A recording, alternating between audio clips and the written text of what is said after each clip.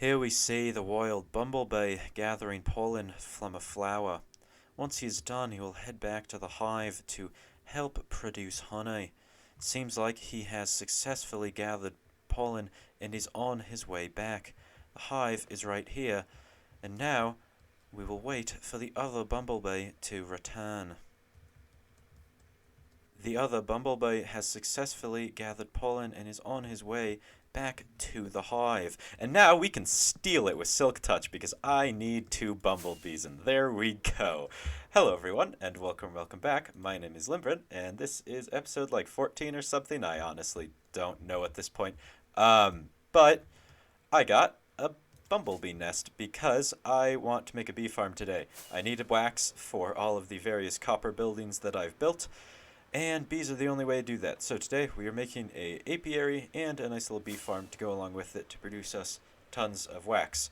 Now, I've already kind of picked a little location for our apiary slash bee farm type thing, which is going to be in this area right here. It's going to be one of the like artisan house type things along the main roads of the town. It's going to be kind of this entire area.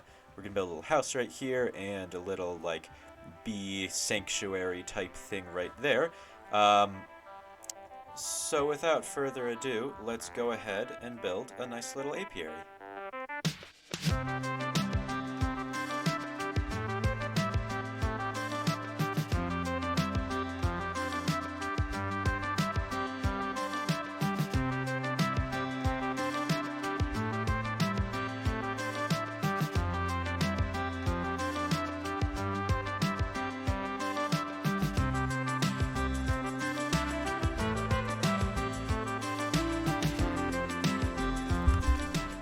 I think this is the best build I have ever done. It's not like completely finished yet, like the copper has to oxidize and there's a few blocks missing here and there, but it's so pretty. I love this thing. Ugh. Anyway, yeah, it's kind of just, it's a nice little hut with a kelp roof and some copper walls, and then there's this nice little like water little pit with some lily pads. I used the like mangrove propagules down here, and I think it looks really good because the lily pads look like supported, which I think is very nice. And that leads to the little like bee area, and this is where one of the missing blocks is, which there's going to be a beehive right there, which I just haven't put in yet because I only have one beehive with two bees, and I need to breed those bees up for a bee farm before I actually put the beehive in. So that will be there in the future. And then there's also a couple candles that are missing, like right in that spot, and there's also a little shelf inside of the house that is also going to have some candles on them. And I just don't have candles right now because I haven't built a bee farm. So that is the next step, which this barrel is going to be the output for it, just because it's in the nice little bee area, and there will be some bees flying around in here eventually because of the fact that there will be a beehive there. But I don't have very many bees right now. I need to get a lot more. I want to do 10 beehives with 3 bees each, so that's 30 bees in total. So I have to breed a ridiculous amount of bees. So I'm going to set up a little area to do that, and then get a bunch of flowers, I guess, because, yeah, bees use flowers to breed, and I don't have very many. I've constructed a sort of bee box inside the nether because the nether doesn't have pesky things like nighttime that prevent bees from doing stuff. If I throw my hive down, in theory, there are bees in there. I don't think the campfire prevents, maybe the campfire prevents them from coming out, actually. So I'm going to remove that, maybe. I know there's bees in here. I hope there's bees in here, at least.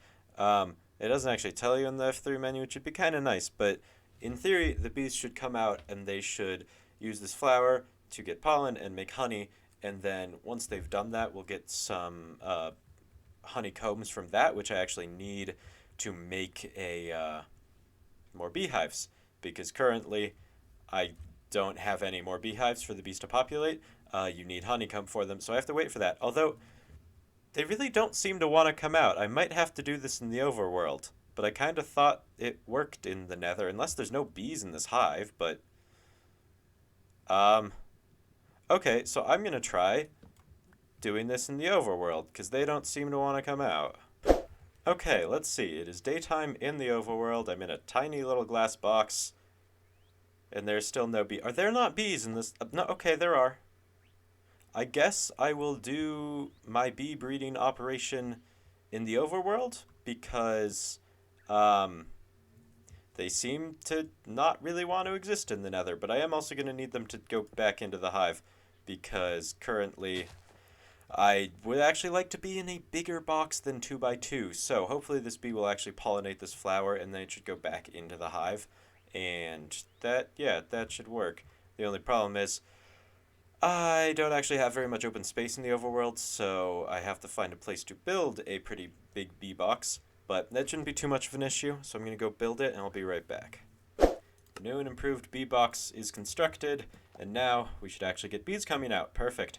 So, the idea is I'm going to plant flowers along there. They should pollinate it, and then I have my ender chest, which has like a crafting table and stuff in it, so I can craft up all of the different hives until I have all 11 in total of these, all filled up with bees, and I have some bone meal here so I can get more flowers, because these flowers are weird, and you bone meal them and they duplicate themselves. It's actually quite nice. But this is how you breed bees. I just need all the bees to actually come out of the hive at once so that I can breed them, which is probably going to be the hardest part of this. The first bee baby has been born. Okay, I have a lot more breeding to do, so I will be back in a second. 33 bees later, and I am done. It's currently raining, so all of the bees are inside their hives, or at least all of the ones that can be in their hives, because I have 4 extra bees. The rest of them are hidden away from the rain that can't actually reach them because they're in a glass box, but every single one of these hives should be full now, and I can just go ahead and pick them up, preferably with, an axe so it's fast. Well, I accidentally hit a bee, and they don't seem to care. Okay. I mean, you guys do you, I guess. Thought you might, care that I accidentally murdered your friend, but whatever. You guys are free to go now. I guess you kind of want to be the bees that don't get to be in a beehive, because that means you get to go free and not be used in a bee farm. But now I have all of my beehives that I can use for the farm, which means I can actually go get building, but I should probably clean this up first. So the bee farm is going to go right here and feed into this barrel in the apiary, and I have to dig a hole for that, but before I do that, there's a couple things that I want to put in that are missing from this build, as I mentioned earlier. Firstly is this hive, which is going to go right there, and it's raining, so the bees won't come out right now. And second is all the candles that go around this build, just to lighten it up a little bit, because some parts of it are kind of dark, although honestly these candles probably aren't needed, and the parts that are actually dark still don't really have them, like the lily pad stuff. But anyway, I think that really improves the build a little bit with having some candles in there.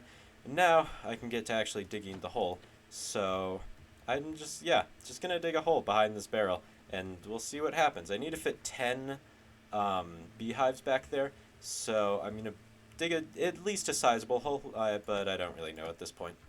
There we go. A little bit smaller than some of the other farm holes I've made, but it should fit all 10 beehives, so let's go ahead and put the redstone in.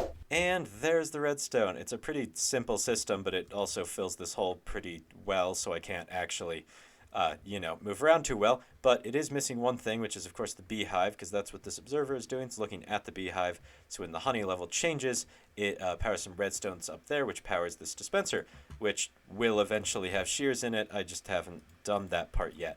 But something I can do now is I can go ahead and put every single beehive in, I think. So I'm going to do that. I have all of them, and if I place them correctly, they should only have one place to go, and that is into the farm. So if I wedge myself in this corner, place it like that, yeah, it's facing the correct way, and those bees are now kind of producing honeycomb. There's no shears right now, so they're not, but like it in theory is functional if I were to put shears and hoppers in.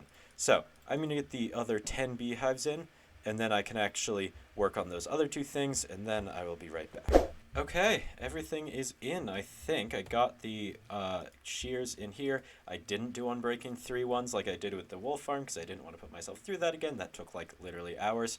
And all the hoppers are in. There's just one last thing I need to do before this thing will actually work, which is you can see by these little honey droplets that some of these beehives are already full.